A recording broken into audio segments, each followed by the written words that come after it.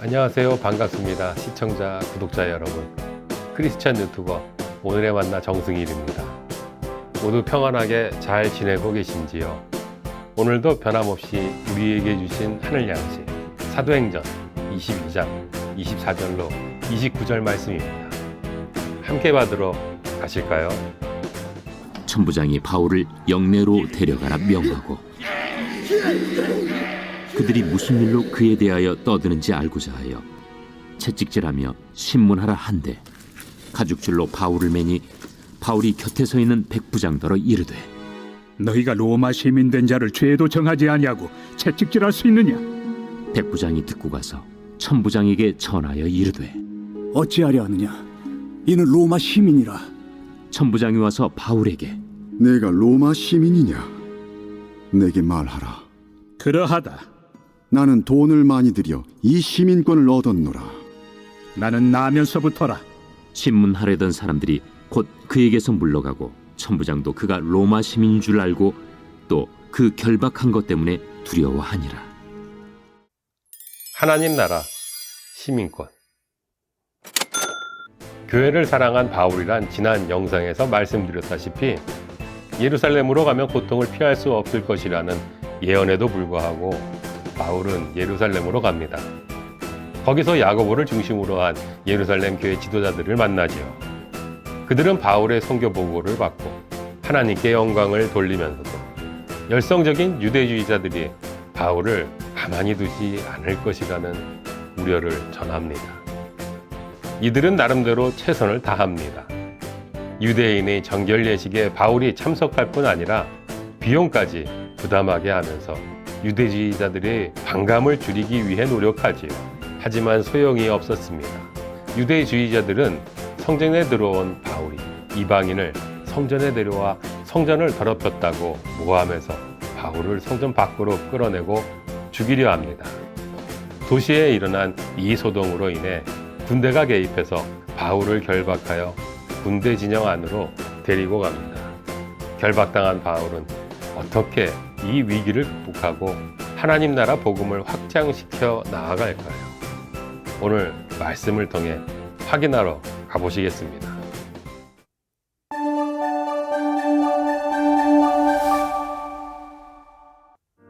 하나님 언약 백성인 유대인들은 하나님 나라 복음을 받아들이지 못할 뿐 아니라 그 복음을 전하는 사람을 죽이려 합니다. 오히려 하나님을 모르는 로마 군대가 바울을 유대인들로부터 보호하지요. 참 역설적입니다. 체포된 상태에서 바울은 허락을 얻어 자신의 입장을 해명할 기회를 얻습니다. 22장은 바울의 간증으로 시작됩니다. 바울은 자신이 본래는 예수를 따르고 새로운 도를 따르는 사람들을 박해하고 죽이기까지 했던 사람이었지만 나사렛 예수를 만나 이방인에게 복음을 전하는 사람으로 파송받은 과정을 설명합니다. 하지만 이 대목에서 유대인들의 인내심은 한계에 이르고 이들은 다시 난동을 부리기 시작하죠. 바울을 책임지고 있던 군대 책임자는 바울을 병영 안으로 데리고 들어가 그를 채찍질로 신문하여 상황을 파악하려고 합니다. 이때 바울은 자신이 로마 시민권자임을 밝힙니다. 그러자 사법 절차가 일단 중단됩니다. 왜 그랬을까요? 바울의 말에 단서가 있습니다. 로마 시민을 유죄 판결도 내리지 않고 매질하는 법이 어디에 있어? 로마 제국은 법치주의를 이상적인 통치 원리로 보고 모든 형벌을 정당한 재판 절차를 밟아 집행하게 했습니다. 그런데 이 혜택은 로마 시민권을 가진 사람에게만 제공되었지요. 미국의 신학자이자 목회자인 로안 윌리엄스에 따르면 당시 로마 제국에는 크게 세 계층이 존재했습니다. 로마 시민, 이주자들, 그리고 노예입니다. 로마 시민에게는 정당한 재판을 받을 권리뿐 아니라 특별한 허락 없이 결혼하거나 여행을 할 수 있었고 선거에 참여할 수도 있었고 유언장을 작성할 수 있었습니다. 이런 원리가 시민에게만 한정되어 있었죠. 바울의 시대에는 오늘날의 보편적인 인권, 인간의 존엄성 같은 개념은 전혀 없었음을 우리는 기억해야만 합니다. 법 앞에 평등 따위는 존재하지 않았습니다. 오직 시민만이 사람됨의 권리를 보호받을 수 있었습니다. 이주자 계급은 제한된 권리만을 보장받았고 노예의 경우 아무 권리도 갖지 못했습니다.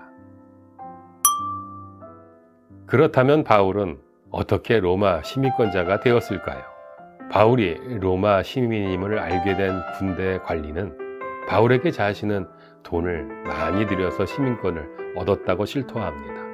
우리는 여기서 뇌물을 주고 시민권을 사는 관행이 있었음을 알 수 있습니다. 하지만 바울은 자신이 태어나면서부터 로마 시민이었다고 밝히지요. 이 대목에서 바울이 어떤 사람이었는지를 한번 살펴볼까요? 바울은 지금의 터키 지역인 다소 출신입니다. 아마도 바울 가문은 꽤 오랜 시간 이 지역에 정착해 살았던 것 같습니다. 기록에 따르면 기원전 66년 로마 제국이 이 지역 모든 주민에게 시민권을 부여했고 이에 따라 바울은 태어날 때부터 로마 시민일 수 있었던 것으로 추측합니다. 바울 가정은 어느 정도의 재력이 있었던 것 같습니다. 바울이 어릴 때부터 예루살렘으로 유학해서 그것도 위대한 율법학자로 여겨지는 가말리엘에게서 율법을 배울 수 있었기 때문이지요. 유대 랍비들은 율법을 가르친 대가로 돈을 받지 않았으므로 대부분 다른 일을 해서 자기 생계를 유지했습니다. 그래서 바울은 천막 만드는 기술을 배웠던 것으로 보입니다. 당시 상황에서 이는 고급 기술이었습니다. 따라서 바울은 제법 풍족한 상류 숭늉공 계급에 속해 있었고 돈을 모아 여행할 수 있었습니다. 무엇보다도 그는 로마 시민권자였습니다. 이렇게 보면 사도 바울은 그리 부족한 것이 없었던 사람이었지요. 영향력 있는 바리새파 율법학자로 유대교를 지키며 살아갔다면 그는 꽤 안정적인 삶을 살았을 것입니다. 그런 그가 지금 스스로 고난의 길을 걷고 있는 것입니다. 왜 그랬을까요? 빌립보서 3장에 보면 사도 바울이 자신이 얼마나 유대인 중에 유대인이었는지, 그것도 사실상 상류의 유대인이었는지를 강조하는 대목이 있습니다. 그러다가 말을 이렇게 바꿉니다. 그러나 무엇이든 나에게 이득이라고 여겼던 바로 그것들을 이제는 그리스도님 때문에 손해로 여깁니다. 그리스도 예수님, 곧 나의 주님을 아는 것이 더없이 중요한 일이기 때문입니다. 주님을 위해 나는 그 모든 것들을 내던져 버렸습니다.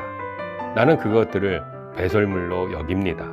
그것은 그리스도님을 얻기 위해서입니다.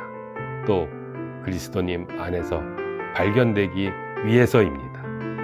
예수를 알게 되면 가치관 우선순위에 영향을 받게 됩니다. 그래서 바울은 자신이 자랑스럽게 여겼거나 추구했던 것들의 순서를 조정할 수밖에 없었지요. 이상하게도 소중히 여겼던 것들이 가치 없는 것, 심지어 배설물, 오물이라고 여기게 되었습니다. 바울의 로마 시민권 역시 위치가 조정되지요. 오늘 본문에서 바울은 자신이 로마 시민임을 밝혀서 고문을 피합니다. 그런데 이상한 부분이 있습니다. 그 전에 그렇게 하지 않았다는 것이지요. 우리는 사도행전 16장에서 바울이 빌립보에서 체포되어 옷을 찢기고 매를 맞고 깊은 옥에 투옥되고 발에 착고에 묶였던 장면을 기억합니다. 그때 어떠했나요? 하나님께서 옥문을 열리고 매인 것이 풀리는 기적을 베풀어 주셨지요. 그런데 상황이 다 마무리되고 관리들이 바울을 석방해 줄 때 비로소 바울이 자신이 로마 시민인 것을 밝혀서 관리들을 당황하고 두려워하게 합니다. 왜 그랬을까요? 성경 본문이 분명하게 밝히고 있지는 않지만 바울은 자신이 로마 시민권마저도 최대한 내세우고 싶지 않았던 것은 아닐까요? 그래서 심한 고문을 당하고 감옥에 갇히면서도 자신의 시민권을 사용하지 않다가 지금 이제 복음을 전하기 위해 로마로 가야 한다는 하나님의 뜻을 분별한 상황에서는 그 사명을 완수하기 위해서 비로소 자신의 시민권을 사용하기 시작한 것은 아닐까요? 그렇습니다. 빌립보에서 기록된 바울의 선언이 우리의 생각을 뒷받침합니다. 그러나 우리의 시민권은 하늘에 있는지라. 바울은 자신이 로마 시민이기 이전에 하나님 나라 시민임을 분명히 알고 있었습니다. 로마 시민권은 중요한 힘이 센 권리였습니다. 하지만 하나님 나라 시민권이 우선이었죠. 네. 그래서 바울은 하나님 나라 시민권을 위해 자신의 로마 시민권을 사용한 것입니다. 사도 바울의 로마 시민권과 체계적인 율법 지식, 사회적 신분, 이 모든 것이 예수를 주님으로 고백하기 이전과 이후에 전혀 다른 의미를 갖습니다. 이 모든 것이 자신을 위해 사용되기보다는 하나님 나라 복음을 확장하는 일에 사용된 것입니다. 사랑하는 여러분, 물론 우리 대부분은 바울처럼 막강한 로마 시민권, 높은 사회적 지위와 율법 지식을 가진 것은 아닙니다. 하지만 우리 모두는 바울과 같은 하나님 나라 시민권을 가지고 있죠. 많은 은사와 자원을 우리는 가지고 있는 것입니다. 자신의 가정과 교회, 일터에서 하나님 나라를 위해 쓰임받을 수 있다는 것입니다. 과연 나는 지금 하나님 나라 복음을 위한 어떤 부르심으로 이 땅을 살아가고 있을까요? 내가 예수 그리스도의 십자가와 부활을 통해 얻게 된 그 하나님 나라 시민권이 지금 내 삶에 구체적으로 어떤 영향을 주고 있을까요? 그 질문을 고민하며 자신의 자원 사용의 우선순위를 조정해가는 우리 모두가 더욱 되기를 주님의 이름으로 당신을 축복합니다. 하나님 나라 복음을 확장시켜 나아가는 한 주간의 삶이 되시길 소망하고 기도합니다. 지금까지 시청해 주셔서 감사합니다. 다음 주에 만나뵐 때까지 행복하십시오. 이상 오늘의 만나 정승일이었습니다. 감사합니다.